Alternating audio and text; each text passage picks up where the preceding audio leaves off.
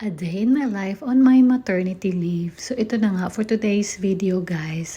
Papakita ko sa inyo usually ang ginagawa ko pag kami lang ni baby sa bahay. Syempre, pag may baby ka talaga, hindi basta-basta na madumi ang bahay. Kaya habang tulog si baby, grab the opportunity na agad para gumalaw-galaw, baka ma-stroke din kasi kakaupo. Charot lang. Pero sa totoo naman talaga guys, mas maganda naman kasi pag malinis yung bahay natin, lalo pat may baby, kaya maigi na din na malinis yung bahay, 'di ba? Shout out sa suot ko. Syempre, nasa bahay tayo, ganyan lang talaga yung pormahan natin. Ayoko kasing magbihis lang dahil sa vlog na to. Ay nako, wala nang time magbihis. Time is gold pag tulog si baby. Alam nyo na, talagang naka-fast forward yung mga nanay pag tulog yung mga anak nila. Ngayon naintindihan ko na kung bakit. Hindi din pala talaga basta-basta na may baby at lalo na mag-isa lang ako sa bahay at walang ibang tutulong kundi ikaw lang.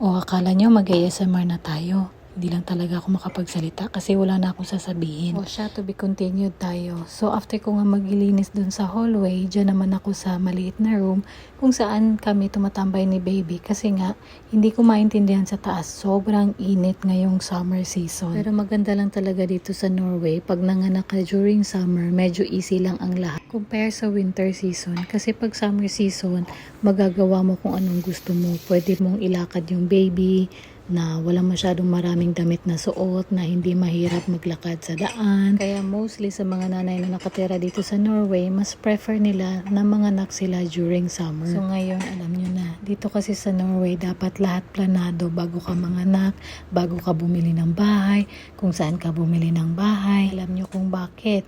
Kasi pag may bahay ka, dapat malapit siya sa kindergarten, malapit siya sa mga schools, kasi during winter, mabilis lang silang ihatid or malapit lang sa mga bata pumunta sa school. So ayun lang yung chika. After ko nga naglinis ay magluluto din ako ng dinner at ang lulutuin ko ngayon is nilagang baka. Ayan, sobrang sarap.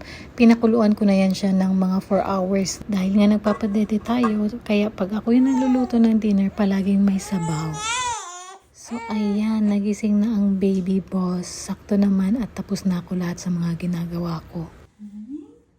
So habang nagluluto nga ako, pinalitan ko muna yung diaper ni baby at saka pagkatapos pinadede ko at pinatulog ko ulit kasi nga hindi naman masyadong mahaba yung tulog niya kaya kailangan pa niya matulog ulit. Talaga hindi basta-basta maging nanay, multitasking lagi ang ginagawa mo everyday. Ganun talaga, masaya din naman kung may baby, nakakatuwa, may kasama ka sa bahay, may nakakausap ka, lalo na pag malayo ka sa pamilya, 'di ba? Nung nakatulog na nga ulit si baby, bumalik na ako sa taas para tapusin yung nilagang baka.